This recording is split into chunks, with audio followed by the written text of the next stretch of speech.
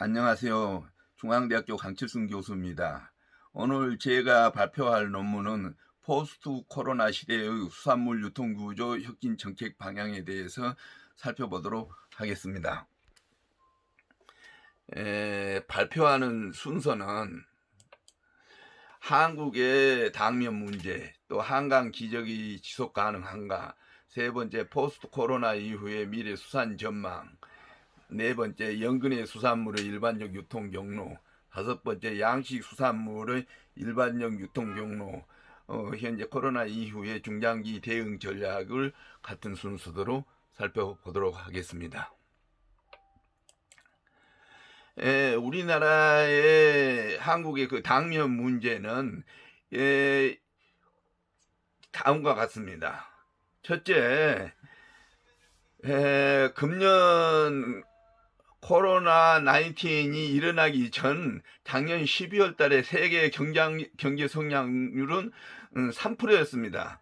그런데 코로나가 1월 달에 1월 19일 날 우리나라에 들어와서 그 이후에 전 세계적으로 확대돼 가지고 6월 9일 세계 경제 그 전망을 살펴보면은 작년에 12월 달에 연 3% 성장률을 예측을 했는데 6월 19일 날 월드뱅크에서 세계 경제 전망을 하는 것을 보면은 세계 경제 성장률 마이너스 5.2%, 미국은 마이너스 6.2%, EU는 마이너스 6.1%, 한국은 마이너스 1.0%로 그래도 OECD 국가 중에서 제일 성장률이 높은 것으로 예측되었습니다. 두 번째, 한국의 큰 문제는 세계 OECD 국가 중에서 출산율이 제일 낮은 것이 문제입니다. 그게 우리가 연 60만 명 이상의 출생을 가졌었는데 2019년에 출산율이 0.92%로 30만 3천 명으로서 OECD 국가 중에서 출생률이 제일 낮기 때문에 이 낮은 출생률로는 우리 정치, 경제, 사회, 교육, 문화, 노동 이런 데에서 절대적 이 문제를 해결하지 않고는 경제적인 여러 가지 문제를 해결하기가 어렵으니까 모든 정책을 세울 때 이 출산율을 어떻게 높일 것인가, 최소한도로 1.6 이상을 높여야 하는 그런 그 정책을 만들어 놓지 않고서는 우리가 모든 정치, 경제, 사회에 미치는 영향이 클 것이다 하는 것이 큰 문제이고, 우리가 모든 세계 경제도 그렇지만 세계 속에서 여러 가지로 그 경쟁력이 한국이 옛날에 60년대에서부터 우리가 88년도까지 연 성장률이 8, 9% 성장률에서 IMF를 맞은 1997년 이후에 3%대로 성장률이 낮기 때문에 대학 졸업생들이 취업이 안 되는 여러 가지 문제를 갖고 있다. 그리고 우리가 지금 여러분들도 요즘에 보고 있는 것을 여러분들이 신문 지상을 봐서 다 알겠지만 최근 여러 가지 정치가 경제를 발목 잡고 있다. 정치인들이 전혀 국민들이 바라는 정치를 하지 않고 있는 이런 것들이 우리를 어렵게 한다. 또 하나는 한국의 그 노동 생산성이 계속 저하되고 있는데도 그 노동 생산성이 상승함에 따라서 임금을 올려줘야 하는데 노동 생산성은 전 세계에서 제일 낮으면서 임금은 제일 높게 책정을 해가지고 하고 있는 노조들의 이런 여러 가지 강성 노조들이 국민들이 바라는 이런 대로 실천을 하지 않고 있다 하는 문제고요. 또 하나 우리나라의 회계 투명성에 관한 문제, IMD 국가에서 조사한 것을 봐보면은 작년에 우리나라가 63개국에서 마이너스 63개국 중에서 우리나라가 62위로 최고의 그러한 부정부패가 높은 회계 투명성이 낮은 이런 나라로 평가되고 있기 때문에 이것을 개선하지 않으면 안 된다. 역대 대통령들이 다 이명박 대통령이나 박근혜 대통령이 다 이런 부정부패로 감옥에 가고 있는 이런 것들이 해결되지 않고는 안 되고, 또 요즘에 신문지상에서 오르내리고 있는 정치인들의 부정부패, 이것을 근절하지 않으면은 안 된다. 우리가 이 나라의 정치 지도자들이 노블리스 오브리제를 실천하는 그런 나라가 되어야 한다 하는 것을 우리 한국이 지금 맡고 있는 당면한 문제다라고 생각할 수 있고요. 한국의 사회 발전 과정이 6.25를 겪고 나서 우리나라가 건국에서 6.25를 겪고 또 산업화, 민주화, 정보화, 글로벌화 하는 과정에서 우리나라가 그래도 7위의 12국의 나라로 발전하는데 우리 온 국민들이 힘을 합쳐서 우리가 노력을 해왔던 결과다. 그러나 세계의 경제는 계속 하향하고 어려운 경쟁력이 치열해지고 있는 이런 상황을 볼 수가 있다. 그러면 우리나라가 한강의 기적을 지속 가능할 것인가 하는 것을 살펴보면, 우리나라가 1960년대에 우리가 산업화하는 여공시대, 여공들의 우리가 제품을 만들어 가지고 하는 초기 산업화 시대에서부터 1970년대에 기농공이 노력을 하고 서독의 월남에 우리가 서독의 광부를 보내고 월남 파병을 하는 이런 어려운 과정을 거쳐서 우리가 1988년에 우리는 8, 9%의 경제 성장을 하면서 세계 올림픽대회를 유치를 하고, 우리나라가 1995년도는 OECD를 가입을 했던 이런 경제 성장에 큰 역할을 했는데, 1998년에 김영삼 정권 때 세계화를 한다고 그래서 아무 준비 없이 세계화를 해가지고 우리가 1997년에 IMF를 받고 나서 우리 8, 9%의 성장을 하던 것이 마이너스 2%로 이렇게 해가지고 그 이후에 우리나라 경제 성장률이 3%대를 머물고 있다. 그러면 앞으로 이런 것을 극복하려고 그러면 어떻게 해야 하느냐 하는 것이 우리가 어떻게 방법으로 노력해야 할 것인가 하는 것이 해결해야 할 문제다. 우리가 수상과 관련되어 있는 것을, 미래 수상과 관련되어 있는 것을 미래학자들이 예측을 한 것을 봐보면, 앨번 토플러는 제3의 물결에서 1980년대 21세기 미래 10대 주요 사업을 얘기를 했는데, 첫째가 전자컴퓨터 산업, 두 번째 인공위성 우주 산업, 세 번째가 수산, 양식 등 해양 산업을 들고 있습니다. 그리고 네 번째가 바이오로서 식량의 문제를 해결할 수 있는 그 열쇠가 바다에 있다. 그래서 양식 산업을 개발을 해야 한다. 이렇게 예측을 했어요. 그 다음에 피터 드러커는 세계 인구 증가에 따라 수산물 수요는 계속 증가할 것이다. 첫째, 그 주요 산업을 이끌고 가는 것은 21세기 인터넷보다도 수산물 양식에 종사하는 것이 더 효율적이다라고 예측을 했어요. 윌리엄 하랄은 스마트폰이나 하이브리드 우주여행, 인공장기 이런 것들이 각 시대별로 주요한 산업이지만 2018년에는 수산양식이 주력 산업으로 부상할 것이라고 예측을 했어요.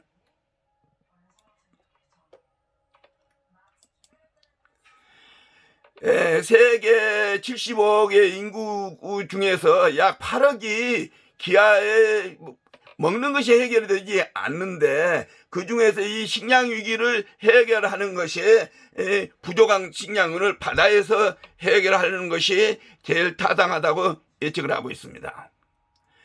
그래서 우리가 수산물을 하는 PC, 수산물과 인플레이션을 합산하는 것이 이 PC플레이션인데, 수산물이 부족을 하기 때문에 이런 것들이 앞으로 수산물을 어떻게 공급을 원활히 할 것인가 하는 것이 IMF에 의해서 여러 가지로 예측을 하고 있는데, 2015년에 수산물이 약 1,000만 톤 정도 부족할 것으로 예측을 하고 있습니다. 그런데 우리나라는 1년에 수산물 생산하는 것이 한 300만 톤 정도고 실제로 소비될 것은 한 600만 톤인데 600만 톤 중에서 300만 톤만 자급자족하고 나머지는 외국에서 수입하고 있는 이런 실정입니다.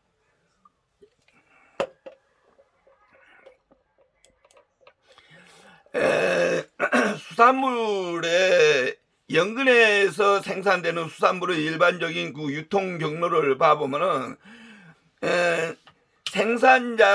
생산자가 바다에서 고기를 잡아오면 그것을 판매하는 두 가지 형태가 있는데, 장외 도매상을 통해서 중간 유통업자를 통해서 판매하고, 또 하나는 산지에서 위판장을 통해 가지고 하는 그런 두 가지 형태로 나누어져 있는데, 장외 판매는 13%, 중도 그 산지 위판장에서 하는 것이 87%입니다. 주로 산지 위판장에서 생산되는 것을 중간 도매상이 또 소비지 도매시장에 상장을 해가지고 거기서 소비되는 것과, 또 마트나 백화점이라든가 또 대량 수요자로서 이렇게 소비되는 것으로 나눠져 있는데, 대량 우리가 생산지에서 산지 위판장으로 산지 위판장에서 소비지 도매시장으로, 우리가 서울 같으면은 노량진 수산시장이라든가 여기에 가락동 수산시장에서 중매인을 거쳐가 가지고 도매상과 소매상을 거쳐서 일반 소비자로 판매되고 있는 것이 현재의 연근의 수산물의 일반적인 유통 경로입니다.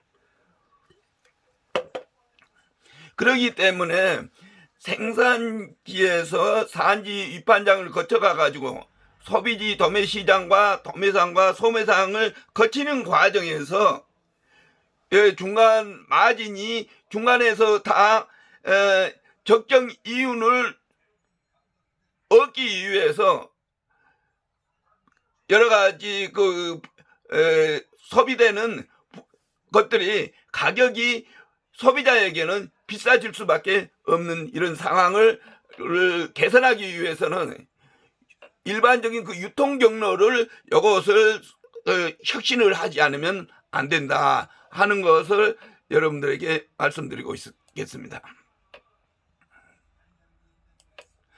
또 하나는 양식 수산물의 일반적인 유통 경로, 여러분들의 그 살아있는 고기들을 우리 노량진 수산시장이나 가락동 수산시장 또는 일반 여러분들이 수산물 음식점에서 볼 수 있을 것입니다. 그런데 이런 그 생산지에서 유통하는 과정이 이건 상당히 복잡합니다. 이것을 여러 가지로 설명을 하려고 그러면은 여러분들 그 도표를 보고 여러분들이 이해를 하시고, 생산지에서 도매시장을 거쳐가 생산자에서 거기에 도매시장을 거치고 도매시장에서 중간 마진을 소비하는 콜체인 시스템으로 그걸 도시에 연결을 해가지고 또 유통하는 그런 소비 과정을 거쳐서 일반이 소비할 때까지는 여러 가지 복잡한 과정을 거치기 때문에 살아있는 생선들이 우리가 생선회를 먹는 소비자의 입장에서 봐보면 가격이 굉장히 높아질 수밖에 없는 상황을 여러분들이 이런 과정을 보고 여러분들이 이해를 하셔야 할 겁니다. 그러면 이런 것들을, 그러면은 요즘 코로나 코비드 시대에 두루피셔리 이런 수산물을 이 시대에 맞게 하기 위해서는 여러 가지 유통 과정이 혁신이 되어야 합니다. 그러려고 그러면은 이게 생산자와 또 소비자 간에 적정한 마진을 유지를 하되, 생산자와 소비자 그 간의 중간 단계를 최소화하고, 또 이것은 수산물은 또 시간 싸움입니다. 이게 생선으로 막 들어와 가지고 신선한 것을 서울이나 이런 소비지에서 도착하기까지 아주 그 유통 과정이나 또는 비행기로, 그렇지 않으면은 그 화로차로 이런 걸 이용을 하기 때문에 굉장히 코스트가 높아질 수밖에 없는데, 이런 것을 이 시대에 코로나 이후에는 이런 것들이 더욱더 어렵게 소비되는 이런 단계가 어려운 상황에서 이것들을 어떻게 소비를 촉진시키고 온라인으로 해가지고 소비 생산지에서 소비자가 직접 그것을 판매할 수 있도록 하는 시스템으로 선도를 유지를 하면서 신선한 수산물을 소비자가 바로 할 수 있으려면 여러 가지 관련되어 있는 이런 그 맞춤형 수산식품을 만들어서 또는 그 포장해서 그걸 소비를 할 수 있는 그런 형태로, 새로운 형태로 모든 그 유통 과정이나 포장 과정이나 소비하는 과정이 혁신이 되지 않으면은 여러 가지 어렵다. 그래서 요즘은 생산지에서 화로차로 인해 가가지고 바로 소비할 수 있도록 포장을 해서 바로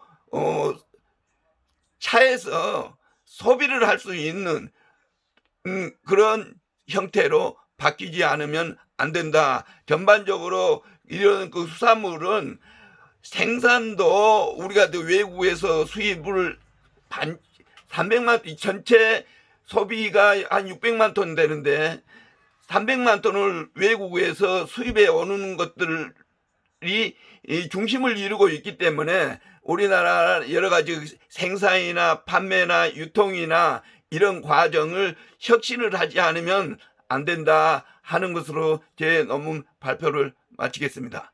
감사합니다.